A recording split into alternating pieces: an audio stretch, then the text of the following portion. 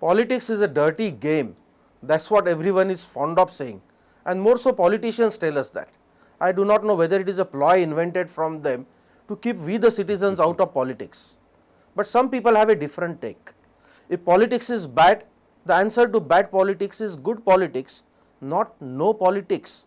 This is what our guest Dr. Jayaprakash Narayan from Andhra Pradesh preaches and practices in Prudent Ghazali today. I have this pleasure, I take this privilege to welcome Dr. Jayaprakash Narayan, a renowned youth icon for India.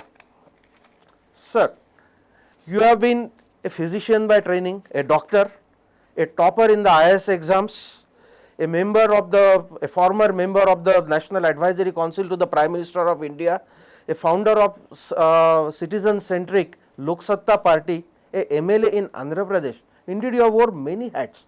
Which is the best hat that you liked and why? That of a citizen more than anything else. Why, sir? Sir, when you talk of a citizen, like it's all right in theory that citizens are worshipped as heroes, but aren't we zeros of the democracy?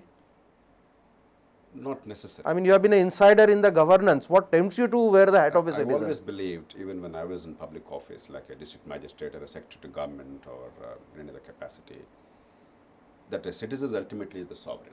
The people are endowed with sovereignty, and ultimately the elected public servants or the appointed public servants, they serve the citizen.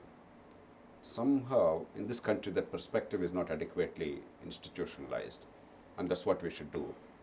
You know, we must first discover our own capacity to change things. The notion that we are helpless, we are victims is not a very correct notion.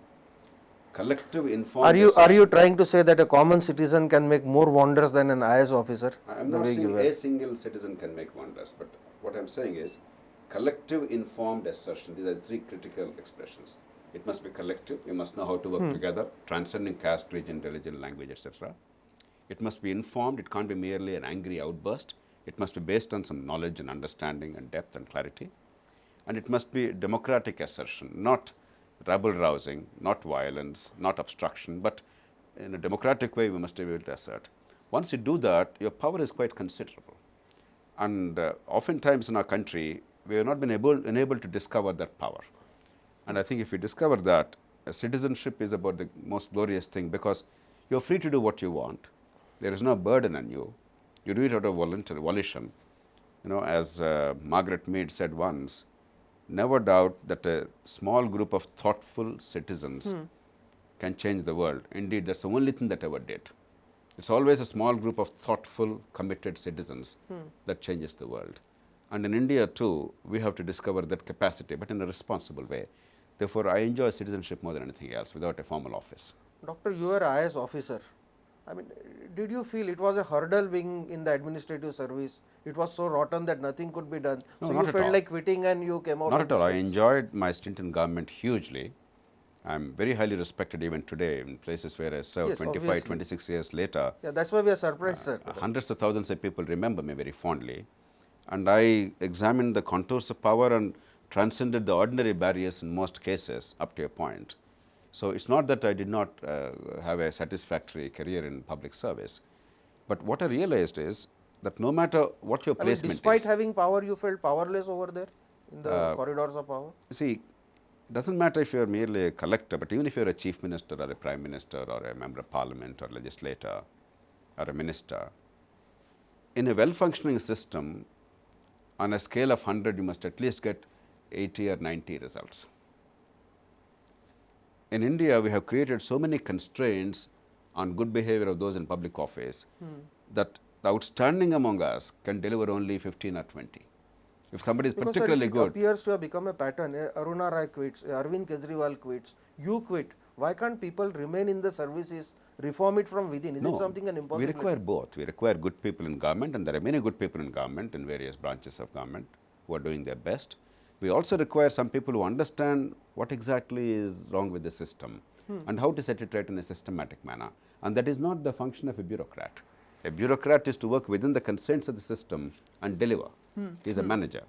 Whereas a social reformer or a political reformer or a leader, the job is to actually transcend these constraints mobilize public opinion and institutionally change things. So these two are supplementary. They are not really at war with each other. We require outstanding people in judiciary, in bureaucracy, in politics to serve. We also require outstanding people who understand where the future lies to try and mobilize public opinion and change things. What is happening, sir? We have a lack of outstanding people in the services, judiciary, or in politics, or is it that we lack something as citizens? Something we have become important citizens. At both levels, there are some problems. Look at those in government, for instance, whether it's bureaucracy or judiciary or politics. We do have some good people. For instance, take the IAS. It's a vast examination from all over the country with great aspiration and idealism. Hundreds of thousands of young people take part in the examination. And through a rigorous process of selection, a few hundred are selected. But within a few years, 10, 15 Sir, years. ask a common man to name 10 best IAS officers of India. I'm sure they won't be able to count 5. No, what's happening is, within a few years, we are making monkeys out of them. In other words, we're taking the finest material, and yet we have not created an incentive structure where the good behavior is rewarded, and therefore, after some time, very few people retain the 3 vital qualities in public service: competence, integrity, and commitment. If you judge by those standards after 10 years or so, very few really remain. And that's not because these people are bad. That's because we haven't really created an incentive structure and a system where the best can actually flourish. And therefore, what happens is human beings are fundamentally lazy. And if really you don't measure the capacity of a person to deliver and then reward them and honor them, after some time, most people tend to take the easy path. Some people actually become corrupt, and many people lose the commitment to public service. Yes, sir. The only incentive that seems to work is when they get the bribes.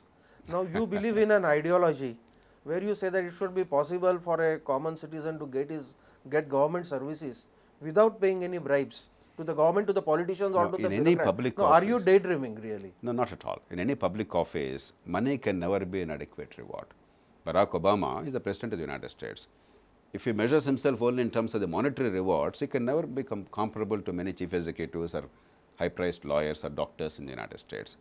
That's the nature of power. Power is not about money. Yes, you require enough to survive with dignity. But beyond that, the moment you think of power as an opportunity to make money, that's a disaster for any society. Sir, a politicians would look at it slightly different way. They will say that we not only have to survive with dignity, but if we have to survive in politics, we have to buy the votes. So we have to make money. That is my argument. No, that's my argument. Therefore, our challenge is how do you design a system where the best and the brightest can be elected without abnormal and unaccounted money power. Yes, you have been saying that. You have been advocating it is not merely periodical change of the players, but you have to change the rules of the games. Absolutely. I come to that. How do we change the rules of the game? It's a variety of instruments. For instance, you asked about can really corruption be curbed. Let me give you some classic instances in our own country. We don't have to go far. 20 years ago, not too long ago, if you or I wanted a telephone, you had to pay 8,000 rupees officially for the Own Your Telephone scheme under that scheme. And in those days, 8,000 rupees was equal to some 1 lakh rupees or so today. Wait for 2-3 years. And if you are lucky and you got the telephone connection sanctioned, then you had to pay a bribe to install the telephone in your house. And if you shifted residence, and if you're lucky again in the same exchange area, otherwise again you have to go through a process of queuing. Then you have to pay another bribe to shift the telephone. And if the phone is out of order, and in those days about 15 days in a month the phones were out of order, to rectify it again you had to pay a bribe. Today we have almost 1 billion telephones in this country. True, sir, because you have abundance of telephones today. Not one person today had to pay a bribe to get a telephone True, installed. but that is because you have abundance of telephones today. Now, do you visualize a So society that's where the there will be point. abundance of everything? No, that's the and point. so there will be no need to pay No, that's bribe. the point. Our problem is because there is no abundance, because the resources are less. in other words- and in getting them you have to pay the bribe. No, it's not so much resources. It's about governmental power and governmental rationing. The moment there is a shortage in the disbursal of governmental patronage, the moment there is a monopoly, Yeah. the moment there is no competition, there is no choice, then corruption becomes monumental. So that is one way. The moment you have simply allowed competition to come in, even 20 years ago you could have had telephones without bribery. But we chose not to do. We had a license Raj where everybody had to pay a bribe to get something done. Similarly, if you wanted cement in those days, there used to be for some time only controlled cement. Later on there was dual pricing of cement. And I have seen in front of my office many people like you or me, people with dignity, education, a decent income, etc., had to queue up in front of an office to get a permit for 100 bags of cement to buy with their own money in order to repair their homes. It's an insult to our country. Once we remove that licensing, people are free now. Similarly, take railway reservations. There used to be a lot of bribery. Today, Let us come to the coal scam, sir. If this permit or licensing system was not there, would that be the end of the bribery? that's not an answer to everything, but in substantial measure, if natural resources, whether it's iron ore or coal or something is there, if it's no discretionary allocation, if there is genuine competition and competitive bidding, if the state got a decent revenue out of it, at the same time there's incentive for a good investor, good entrepreneur to actually do well and compete successfully, then corruption would have come down considerably. We chose not to do that. 2G spectrum or coal scam are essentially the result of discretionary allocation of precious natural resources. So, would you say our problems are too many laws, too many controls, no freedom to the entrepreneurs? Unquestionably, that's one of the key challenges. Wherever the government has actually liberalized, removed this control license Raj, removed this discretion, corruption has come down. Wherever the government could not or would not liberalize, in some areas you cannot liberalize. Judiciary, how can you create competition? Police, how can you create competition except by creating private armies and gundas? You cannot. State monopoly is necessary. So in some cases, monopoly cannot be taken out. In some places, they chose not to take it out. For instance, there is no reason why in coal allocation or iron ore allocation, there must be monopolies. So-called first come, first served is a bogus system. So wherever the monopolies remain, corruption is now monumental. We must understand why corruption is flourishing. Some people think because of liberalization, corruption has gone up. It's not true. Because of non-liberalization, corruption is going up. Wherever there is true liberalization, there is no corruption. Wherever there is competition and choice, there is no corruption. Wherever there is no competition, no choice, licensing and control and discretion are still prevailing, So then there is corruption. would you not agree that we, at least in India, we seem to be born with a mindset for corruption? We even try to tempt God with Prasad. No, I don't agree. See, people of India are in no way inferior to people anywhere in the world. Let's not debunk ourselves. And yet we have 10 times more corruption. No, I don't agree. See, we tend to self-flagellate. There is a lot of corruption, but the point I'm making is we haven't built enough institutions to curb it. Let me give you one illustration. About 120 years ago or so, a member of parliament in Britain wrote a letter to his constituents. It is still preserved in the British archives. No, because every time we read those Transparency International findings and all that, we seem to get it how bad we are. Or No, are those findings biased? Are See, they untrue? no, they are not biased. We view this from the prism of history. We view this casually as a frozen shot. In reality, there is a motion picture. But go back and have a historical perspective. 120 years ago, a member of parliament wrote to his constituents a letter, a public letter. And those were the days of so-called rotten boroughs, when the MP would be auctioned. There would be actually a formal auction, informal auction obviously, and then money would be distributed for a limited electorate, etc. So this member of parliament, he wrote, saying that you know and I know that I bought your constituency for £5,000 sterling. You do not know that I know that I will not be your next MP, because you already sold that constituency to another gentleman for £8,000 sterling. And then he went on to add, but what you should know is that I have already bought another constituency for £3,000 sterling, and therefore both of us benefited. You are now getting £3,000 more by selling that seat, and I am now buying another seat at £2,000 less. This is a real letter. Then came Gladstone, a great liberal who understood the malaise in British political system, and he completely restructured British political system. By the time he left office in 1892, the foundations of Great Britain were laid, the modern Britain were laid. So every country went through this. We had the machine politics in New York and Philadelphia and Chicago, etc., until 1920s and 30s in the United States. We somehow think that all these countries suddenly were born crystal clear, pure, wonderful. No, every country in a democracy went through this mess. But how good leadership we generate, how intelligently and how devotedly we work to bring about the change institutionally, understanding the culture of the society and the institutional malaise, that is where the challenge is. Sir, here in our country, it's a stark reality and naked truth. I'm not talking of the sale of the borrowed seats, but today if you want a ticket Whether it's a BJP, whether it's a Congress or any major party, tickets are sold. If I want to contest the election, I have to buy a ticket almost.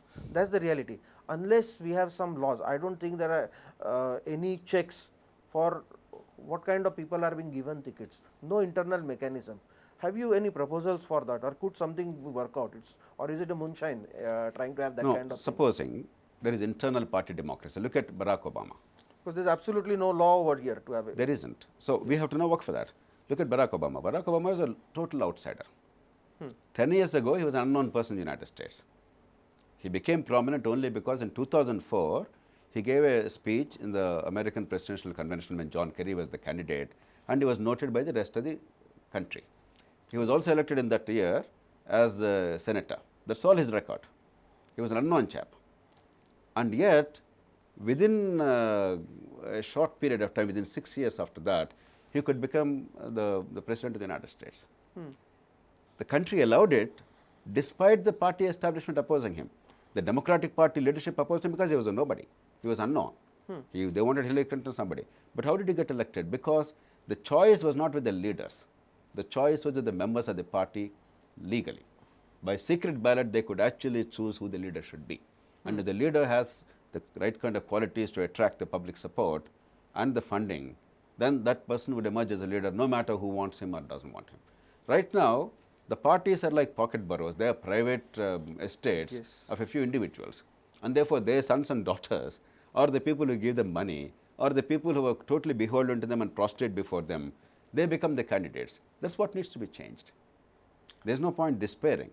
Institutionally, we must bring about changes. For instance, in Germany, there is a federal law mandating internal democracy in parties, membership, leadership choice, candidate choice, funding and transparency. All these are governed by that law. And unless we have mechanisms like that, which are monitored independently, it will not happen overnight dramatically very well, because even if you institute democracy in parties, things will not change overnight. We must not despair. But over a period of time, that culture will seep in, and parties will become truly platforms for people's participation, not private estates. Doctor, your namesake, the great Jayaprakash Narayan, who gave us second freedom in India, he spoke of he advanced the concept of a partyless democracy. What is your take on that? It is not practical. All over the world, we must understand, we require some vehicles for political participation. Individuals, atomized individuals, without any kind of a brand. Like the Greek city-states once upon a time. I know. In a very small community, you could consider that, because everybody knows everybody else. You don't require a platform, you don't require a brand. But once you are dealing with an amorphous mass of large number of people, a billion plus people in a country, unless there is a vehicle for political participation, unless there is some ideology that binds them, unless there is a structure, it simply will not work. It's not a question of what is right and wrong, what is moral or immoral. A partyless democracy is an impractical tool. That's why almost nowhere in the world do you see it. The challenge is, how do you make parties open, democratic, transparent and accountable? And how do you ensure that there is real competition and an honest competition between parties, so that the people can make informed choices, but not having no parties? It doesn't really help. Now, you formed a political party, that is the Lok Satta party, that is much before the Aam Aadmi party. And one of the nicest things you said on your website was that you don't have to every time contest an election to be in politics. So, like, what are the alternatives? How does a citizen not merely remains and spectator? First of all, what is politics about? Somehow our notion in the country is politics is an akhada where people fight and somebody wins, somebody loses, and it's a power game. It's between the king and the person who is vanquished. Nonsense.